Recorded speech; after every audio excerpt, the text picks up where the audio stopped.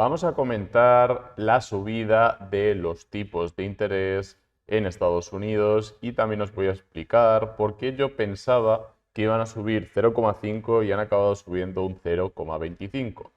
He considerado muy adecuado investigar en profundidad, ya que cuando uno se equivoca debe reconocerlo y en este caso reconozco que yo pensaba que se iba a aumentar los tipos de interés un 0,5% por encima de lo que descontaba el mercado. En este caso, el mercado sí que ha acertado, sí que se ha mantenido en esa expectativa de 0,25. Sin embargo, hay que preguntarse por qué este cambio o este giro en la política monetaria, ya que se había anclado la expectativa de subidas del 0,5 hasta que se dijera lo contrario. Por eso yo estaba pensando que se iba a mantener en el 0,5. Pero recordemos que aún así han aumentado los tipos de interés un 0,25%. ¿Y esto qué quiere decir?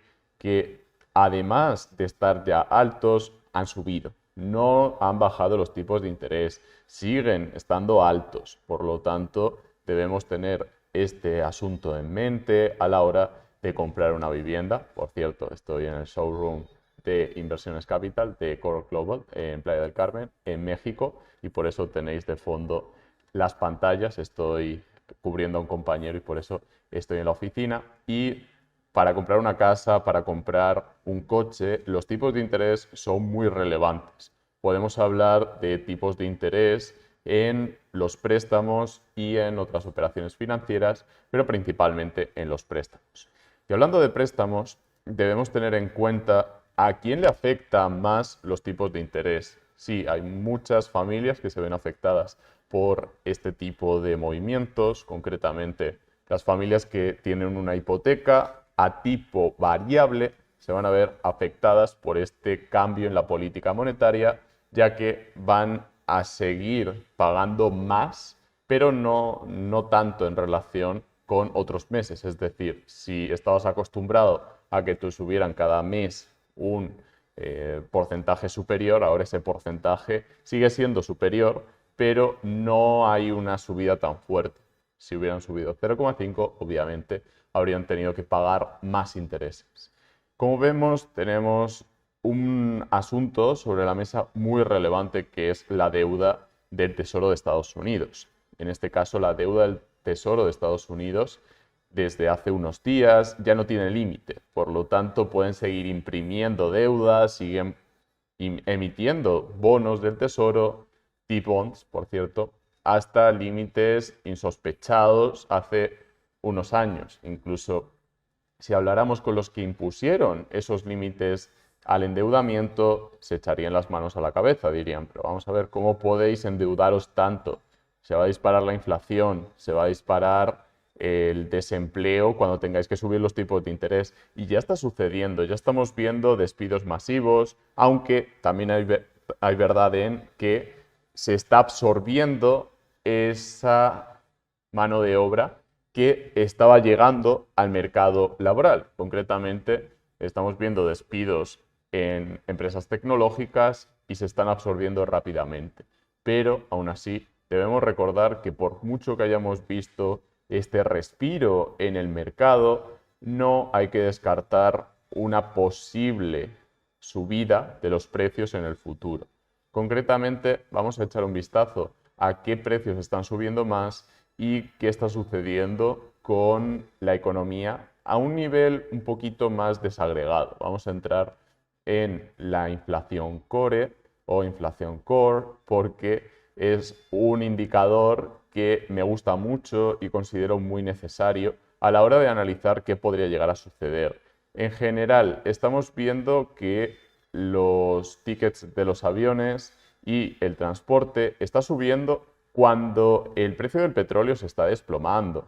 Es muy relevante tener esto en mente, ya que hay una correlación muy importante entre el petróleo y los tickets de avión, al menos en principio. Por lo tanto, me tranquiliza ver que los incrementos se están dando en bienes que no son tan necesarios. También es cierto que en este caso estamos restando la energía y la comida, lo más necesario, y por lo tanto es un indicador que nos sirve para analizar en qué situación estamos en cuanto a una posible subida de inflación en el futuro. El petróleo sí que está cayendo con fuerza, como el dólar, y por lo tanto podemos estar un poco más tranquilos, al menos de momento. Ya digo, sí es importante tener en cuenta que podríamos ver un incremento de la inflación, de hecho está en máximos de hace 40 años y por lo tanto debemos mantener la cautela y es cierto que hubo una subida en las últimas horas en Bitcoin, pero no ha tardado mucho en rechazar esta zona. El precio de Bitcoin ha llegado al antiguo soporte y ahora está siendo resistencia. En estos casos, el análisis técnico nos ayuda a mantener los pies sobre el suelo y la cabeza sobre los hombros. Esta zona era antiguo soporte, pasó a ser resistencia prácticamente al milímetro y ahora está siendo resistencia de nuevo. ¿Por qué tengo esta línea marcada? Porque a pesar de que no había acertado con el dato que finalmente se mostró, que finalmente se decidió, había marcado esta línea porque la tendencia era tan fuerte, la tendencia era muy alcista y podíamos acumular, de hecho estamos acumulando divergencias bajistas, pero todavía no se han confirmado, todavía no hemos visto una confirmación clara, todavía no hemos visto algo así. Ruptura, el soporte se vuelve a resistencia y de nuevo caída. No hemos visto una confirmación así. Confirmación que sí que tuvimos, por ejemplo, en esta zona, sí que tuvimos en esta zona y hemos tenido en varias ocasiones. Aquí lo hemos visto muchas veces, por lo tanto, podríamos esperar esa confirmación. O no es consejo de inversión, pero sí que es cierto que aquí tenemos una resistencia porque es una zona donde el precio venía y rechazaba rápidamente.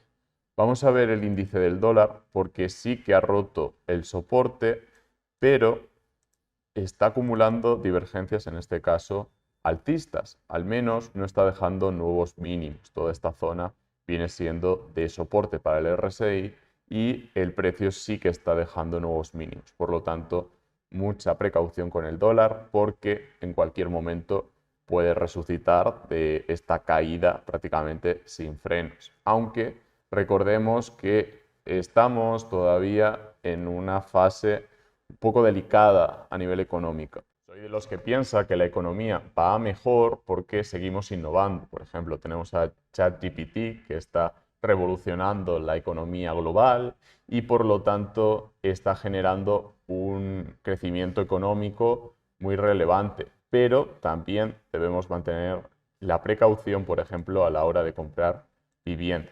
Sí se registró ahora en enero un repunte del 12% en la vivienda, pero aún así todavía hay que recuperar mucho terreno. De hecho, al igual que sirve para las cripto, para las monedas de los bancos centrales, también sirve para la vivienda, para decidir cuándo comprar vivienda. Aún así, tenemos un patrón muy interesante también, que es la caída de 2005, 2006, cómo se recuperó en 2007 y ya desde aquí vimos el gran desplome. Aquí vemos el gran desplome, por lo tanto, también un punto de precaución, un punto de cautela. Vamos con XRP, vamos a echar un vistazo a XRP, que se mantiene por encima del 0,40.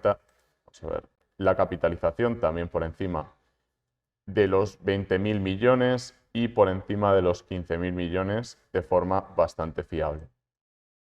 XRP también en resistencia, también en una zona en la que no consigue superar esta resistencia y tampoco consigue superar esta diagonal que sí que comenté en un vídeo y sí que está siendo una resistencia muy relevante. De hecho, nos vamos al gráfico diario y aquí vemos perfectamente la diagonal bajista. Aquí se ve a la perfección y de momento sigue rechazando la diagonal bajista. Por lo tanto, hasta que se demuestre lo contrario, habría que esperar para comprar XRP.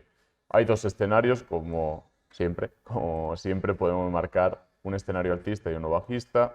El alcista sería superar este máximo de reacción y el bajista sería romper y de nuevo ir a la baja. Es importante tener los escenarios en mente para decidir cuánto vender, cuánto comprar y en qué momento.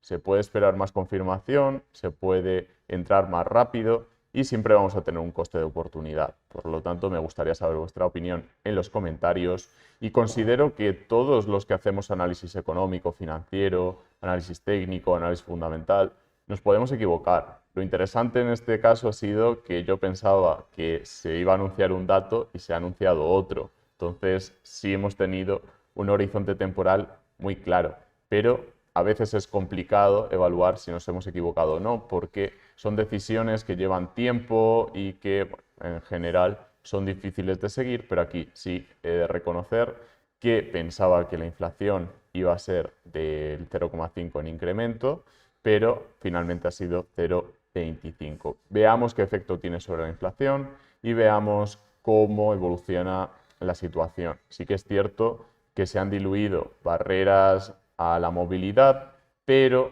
también es cierto que ha habido movimientos muy interesantes en cuanto a apertura en China, apertura en algunas economías, principalmente la China, y veremos cómo evoluciona todo en los próximos meses. Por ejemplo, los billetes de avión sí que han subido. Yo actualmente estoy en México, ya sabéis que soy de España, y estoy pensando a ver cómo vuelvo o cómo voy a España. Todavía no he decidido si me quedo en México, si vuelvo a España. Estoy en proceso de decisión. De momento estoy como turista y lo de la inflación core es coincidencia. Simplemente deciros que estoy tomando decisiones bastante profundas en mi vida, pero que sigo creando contenido en YouTube y que si entráis en el grupo de Telegram, ahora voy a compartir información muy interesante porque considero que estamos en un punto del mercado en el que si seguís viendo vídeos de cripto, si seguís interesados por las cripto,